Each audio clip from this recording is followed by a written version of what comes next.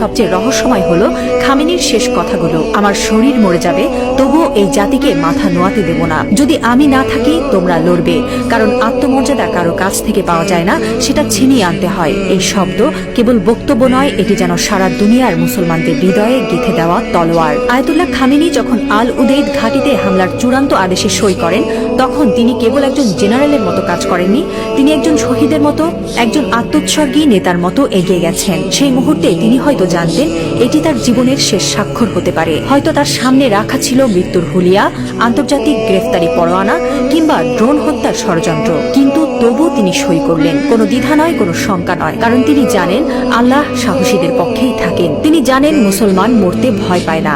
যারা আল্লাহর পক্ষে থাকেন তারা জানে মৃত্যু মানেই পরাজয় নয়, বরং আত্মত্যাগী বিজয়ের শুরু। এই একজন মানুষ এখন আর কেবল ইরানের নেতা নন, তিনি হয়ে উঠছেন সারা বিশ্বের মুসলিম উম্মার প্রতীক। একজন বিশ্বাসী, একজন অটল মুজাহিদ, একজন সাহসী পিতার মতো তিনি বলছেন, আমি থাকি বা না থাকি তোমরা লড়বে। হ্যাঁ মুসলিম উম্মাহ, তোমরা মাথা নিচু করো না। লা ইলাহা ইল্লাল্লাহ, আল্লাহ ছাড়া আর কোনো ইলাহ নেই।